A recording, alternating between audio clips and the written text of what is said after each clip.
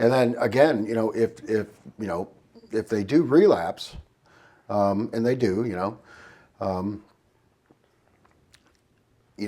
we're not just going to put them out on the street. The street is the worst place for anybody to be under those conditions. Okay, because your chances of recovery. You could actually stop and say that again. The streets are the worst place for anybody to be in early recovery. Yeah. Okay, you'll never make it. Yeah. In a lot of cases, in my mind, if you have charges pending, jail's better. I mean, I can honestly say, going to jail, I was rescued. Well, yeah. I mean, I can honestly say that. I mean, who knows what can have happened if I didn't get arrested? Yeah. I could have OD'd, I could have died. Who knows? Yeah. Actually, jail saved my life a lot of times. Wow. I can honestly say that today. Yeah. And I never looked at it as a positive way, Yeah, until now you're looking back. I mean, I talk to so many parents, and they tell me they cannot sleep at night. And then when their son or daughter is in jail, they say they can sleep at night. Oh, yeah. Knowing that they're safe. Yeah. It's not a good place to be, but at least I can go to bed at night knowing you're okay. So, I know this is true. I know a lot of parents dealing with this, and God bless them, this is a rough place to be. But if their child does get arrested, what do you recommend they do? Different case for different case. Yeah. Some people Depends on what they've done. What they've done. I mean, what their history is. Mm-hmm. If you've got a lot of repeat offenses and things like that, we do take court mandated. Yeah. Sometimes they haven't been, completely honest, and they have more things hanging out there than right. We don't have. You mean wait, a drug addict was not completely honest with you guys? In that case, jail time is the right thing. Yeah. But we'll take them.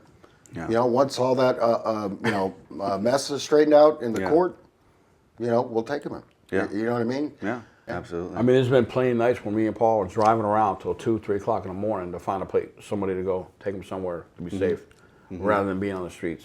Yeah. I don't want their blood on my hands. Right. If it takes me an extra hour, 2 hours, 3 hours, I'm going to do what I have to do. But when we look at the disease of addiction, we see all these behavioral problems. They're hard to get along with. They lie all the time, and so people want to write them off, right? It's like it's too hard to deal with, and so thank God there's guys like you out there that are doing it. It's not a moral issue, and that's what our 12-step stuff teaches us that.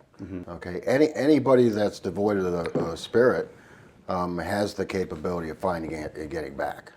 This is a stat I found online. The average life of an opiate abuser is 10 years after their first use if they don't enter recovery. So once they start using, if no one goes and intervenes, it's difficult. And the people I've worked with, and I know in the 12 steps, if someone's not ready, there's not much you can do for that person, right? That's right. I mean, you can physically remove them from that situation. You can send them to a detox. You can send them to a rehab. And I've known counselors that have said that's not necessarily a bad thing, right? That they've had clients that come into their inpatient programs unwillingly, and they get a recovery because once they get removed from that situation, it can help. But it's not always the case. It's probably less the case in that situation, right?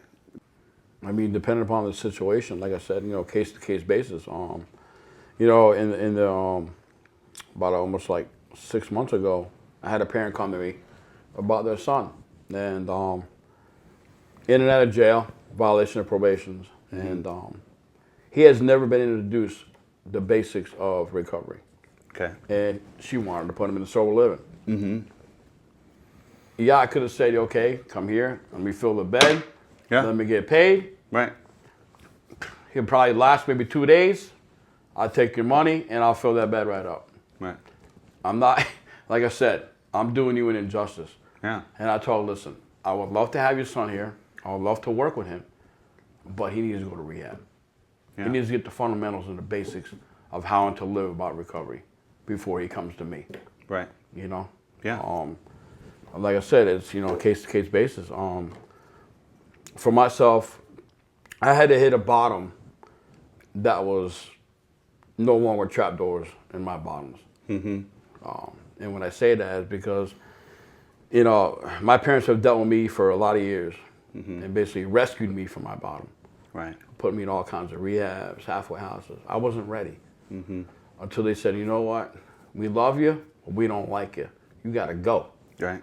You got to go. Yeah. And I had to live it like that. I had to find my own way and my own guilt and shame of the willingness that I wanted to live again. Right. That's just from my bottom, Right.